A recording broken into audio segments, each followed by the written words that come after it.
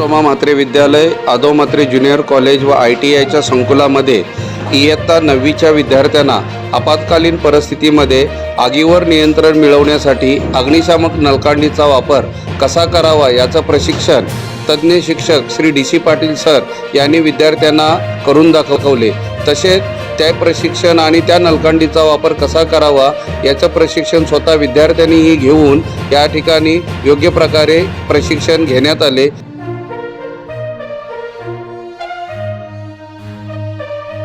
तर आपणास एक माझी कळकळीची विनंती आहे की व्हिडिओला पूर्ण पहा, त्याचबरोबर आपल्या मित्रांनाही शेअर करा आणि जर चॅनलला सबस्क्राईब केले नसेल तर सबस्क्राईब करावे, म्हणजेच विद्यालयात होणारे असेच आणखीन उपक्रम आपणापर्यंत पोहोचतील। धन्यवाद।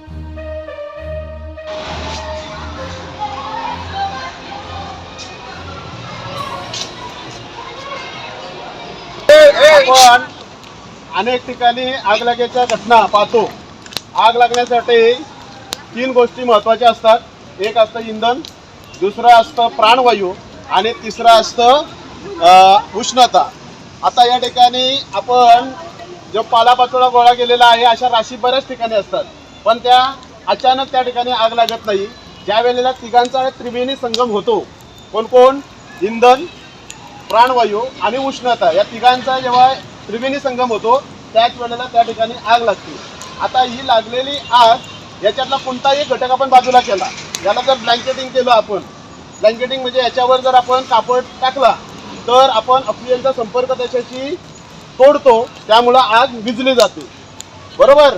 त्याच्यातली लाकडं जर काढली किंवा पालापाचोळा बाजूला केला तर आग काय होणार आहे, विझली जाणार आहे। म्हणजे त्याच्यातला कोणता तरी या 3 घटकांपैकी कोणताही एक घटक जर आपण बाजूला काढला तर ती आग आपण आटोक्यात आणू शकतो। परंतु प्रमाणापेक्षा अधिक ज्या वेळेला आग लागली जाते त्या वेळेला अशा प्रकारचं एक यंत्र असतं, त्याला म्हणतात अग्निशामक नळकांडे। लक्षात, ज्या प्रकारच्या साधारण 5 प्रकारच्या आगी असतात, त्या 5 प्रकारच्या आगींपैकी आता जी आग लागलेली आहे आपल्या समोर दिसते ती आग आहे साध्या प्रकारची A टाईपची आग। आणि मग A टाईपची आग विझवण्यासाठी अशा प्रकारचे नळकांडे आपल्या घरामध्ये किंवा आपण इतरत्र पाहत असतो। आता हे वापरायचं कसं, तर त्याची एक साधी सोपी योजना आहे। हे सील असतं, हे सील तोडायचं असतं। हे तोडल्यानंतर ही जी पिन आहे ही पिन खेचून काढायची असते आणि नंतर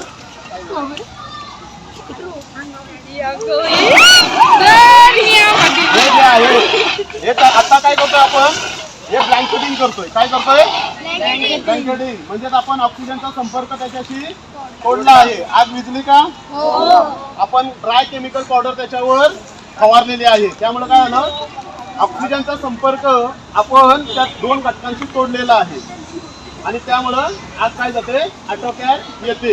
लक्षात, आता हे वापरण्यासाठी आपण पहिल्यांदा काय केले, त्याचा सील जो असतो तो तोडायचा। तोडल्यानंतर त्याची जी पिन आहे ती बाजूला काढायची।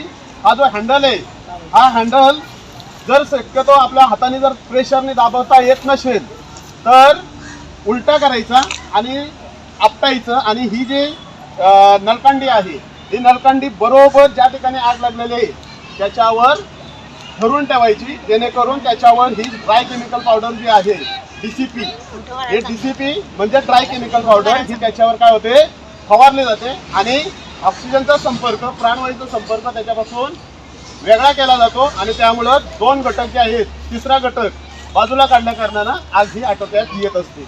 अशा प्रकारे आगीचं शमन हे करता येतं आपल्याला। आता तुम्हालाही ती आग विझवता कशी येईल याचं तुम्हाला ट्रेनिंग या ठिकाणी भेटलेलं आहे।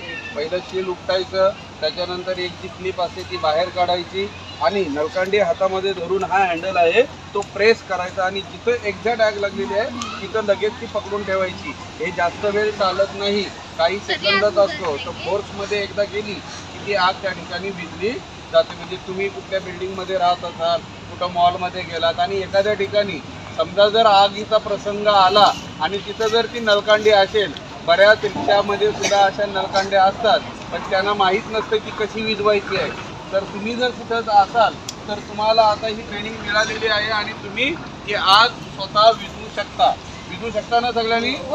ट्रेनिंग चांगलं झालं ना, ओके।